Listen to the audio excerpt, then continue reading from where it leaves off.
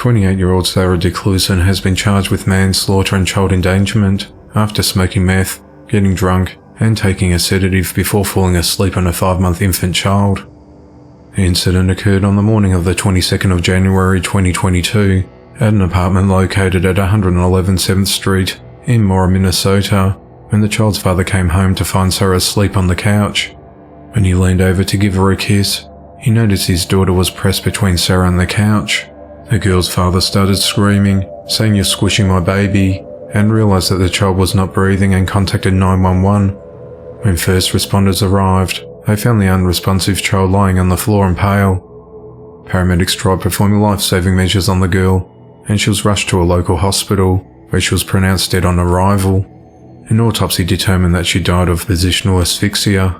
Sarah initially told the authorities that someone must have come into their apartment and moved the child from a bassinet while she was sleeping.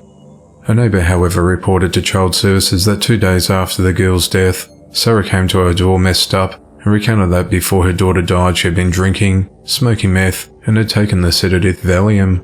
She reportedly told the neighbour that when she woke up, the child was wedged between her legs. Sarah then told her that the child's death must have meant to be, and that everything was going to be alright. A neighbour told officials that she was concerned for the welfare of her other children. Another neighbour told detectives that Sarah was telling people around her not to talk to law enforcement. If Sarah is found guilty of manslaughter and child endangerment, she faces 15 years in prison. A New York City beverage truck delivery driver has been charged with moving violations after striking and killing a teenage girl who was walking to school. The incident occurred at around 8:20 a.m. on the 4th of May 2022, when 43-year-old Joseph Zolito was making a left-hand turn from Paulding Avenue into Neal Avenue in the Bronx, New York, but he failed to give way to 16-year-old Alyssa Kolonovic as she was crossing and hit her. A witness heard a loud thud, followed by a scream. She was rushed to the Jacobi Medical Center, but was pronounced dead on arrival. Police say Joseph remained on scene and was charged with failure to give way to a pedestrian and failure to use due care. It's unknown whether he'll face additional charges relating to her death. The truck driver lives about 3 miles away from the scene, whereas Alyssa lived less than 2 blocks away. On the 3rd of May 2022, 21-year-old Dylan Lemoyne was arrested and charged with lewd assault after he appeared in an explicit video engaging in inappropriate acts with a 13-year-old girl.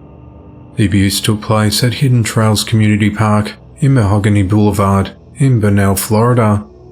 The authorities learned about the video after news spread throughout an elementary school in May of 2021. Using investigative techniques, detectives were able to identify Dylan and the victim. The authorities said they received a full confession from Dylan about his role in the video, and he was arrested. Sheriff Rick Staley said the technology investigations take a while, which is why it took a year to make an arrest. Dylan is held at the Flagler County Jail on a $125,000 bond. An 8-month-old baby has died after being left in the backseat of a hot car for almost 7 hours, while the father was arrested hours earlier. The events unfolded at around 2:17 p.m. on the 3rd of May 2022, when 20-year-old David Watley drove to the Snellville police station in Georgia and entered the lobby to collect some guns that were previously confiscated as part of a separate investigation. The deputies ran a warrant check on David and discovered that he had an active probation violation warrant, and he was arrested. After taking David into custody, he failed to tell the officers that he left his infant daughter in the car unattended in the nearby parking lot. The outside temperature soared above 80 degrees Fahrenheit, but got hotter again inside the car. She was left there until her grandmother found her unresponsive in the car at around 9 p.m. She took the baby to the local hospital, but she was too late. David was finally released later that night after posting bond for a probation violation, but he was rearrested the following day, charged with his daughter's murder.